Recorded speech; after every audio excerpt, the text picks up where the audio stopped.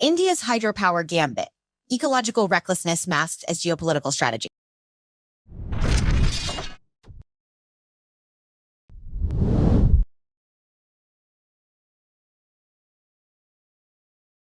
On June 9, 2025, a collective of 114 Indian ecologists, hydrologists, and social scientists released a groundbreaking statement condemning the Indian government's Siang Upper Multipurpose Project. This statement, titled Daily Statement of Solidarity with Communities Resisting the Upper Siang Dam at Bengal, offers a comprehensive critique of the project, highlighting its catastrophic risks to the environment, indigenous rights, and regional stability. The statement, supported by notable figures such as Dr. Aparajita Datta, a wildlife biologist, and Dr. Ravichalan, a conservation scientist, reveals the alarming consequences of SUMP. The reservoir, if constructed, would submerge centuries-old indigenous agricultural terraces, disrupt seismically fragile zones, and obliterate biodiversity hotspots. The Siang Valley, a region of exceptional ecological significance, is home to a plethora of endangered species, including the Mishmi takin and Bengal florican.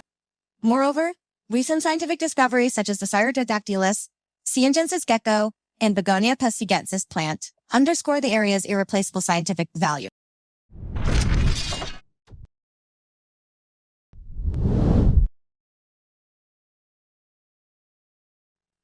The scholars argue that the Upper Siang Dam is not a genuine development project, but a geopolitical posturing aimed at countering China's activities in the region.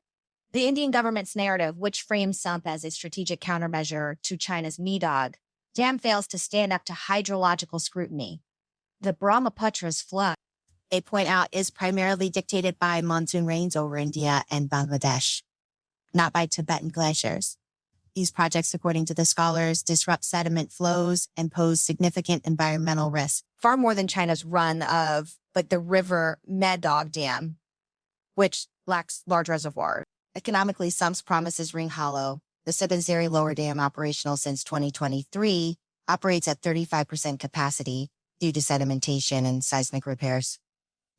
A cautionary tale ignored by policymakers. Meanwhile, landslides triggered by SUMP's construction exacerbate climate-induced monsoon shifts, threatening downstream communities.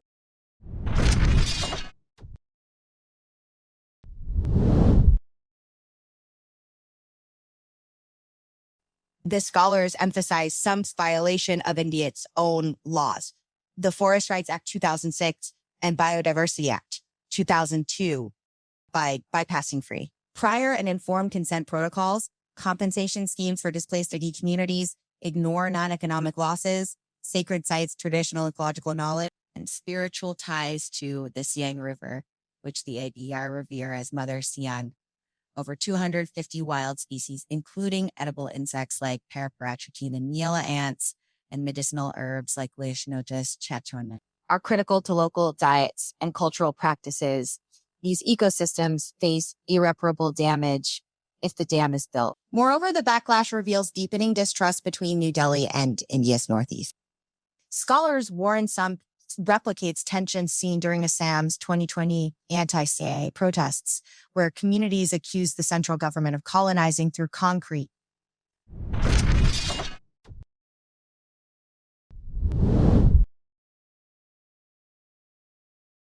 As the solidarity statement concludes, rivers do not recognize borders, neither should our solution. Yet, with India locked in a hydropower infrastructure race, the Siang Valley's fate and the Adi people's future hang in the turbulent balance. The crisis demands cooperation, not competition, but will policymakers listen to science or drown it out with geopolitical bravado?